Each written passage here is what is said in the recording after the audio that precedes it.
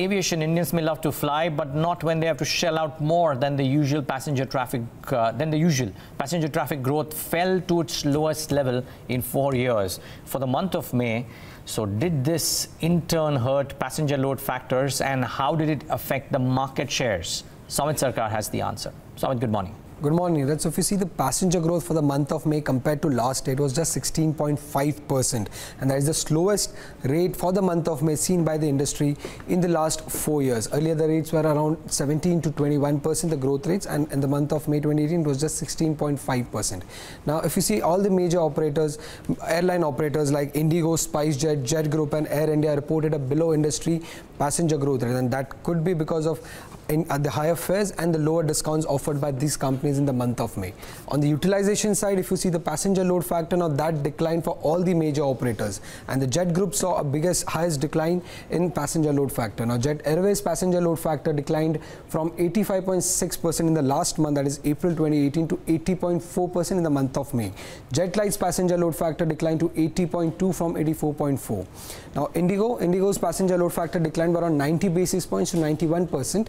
And when it comes to SpiceJet yet again reported a 90% plus passenger load factor for the 37th consecutive month. But the passenger load factor of 94.8% reported by SpiceJet in the month of May was the lowest in the last 7 months.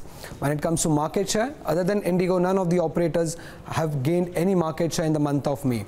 Jet Group's market share declined by around 100 basis points to 15.2% in the month of May, while that of Indigo increased to 40.9%. That is an increase of around 110 basis points.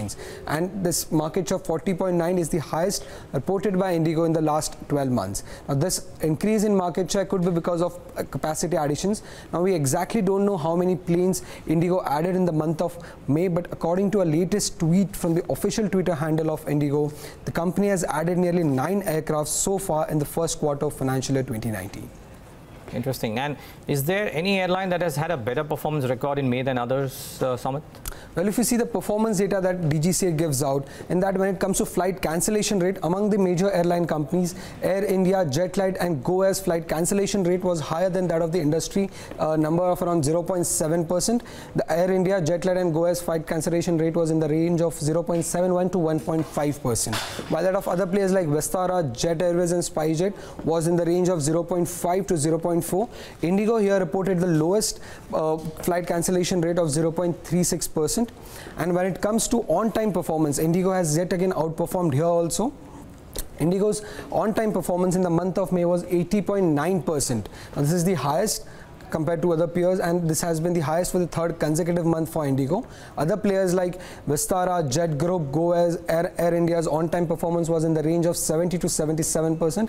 SpiceJet has been consistently the second performer when it comes to on-time performance, and in the month of May it was around 80% for SpiceJet. So just one last thing. You know, in the months of April or thereabouts, a lot of people came out saying that there is no need for the planes to have such high utilization levels, and there being some long queues at the airports because of such low fares. Might as well let the fares go up, let the utilizations level drop a bit. That will not have a major impact on the profitability or the revenue for the aviation companies. Could this be a factor that could be playing out right now? Well, it could be, because if you see, they had to increase the fares because of higher ATF prices. So that must have played out in the month of April and May. And because of that, we are seeing this drop in passenger growth in this month also. But that will not be bad, right? The prices are higher. Not necessarily on the financial side, but when it comes to growth side, it's still lower. And when we see the earlier rates that we had seen in the month of 2018 also, if we see, we were growing at around 25% on an average, and this is 16.5% in the month of May. So growth wise, yes, it could have an impact on a longer term, but on financials, not necessarily there should be any impact in the month for this.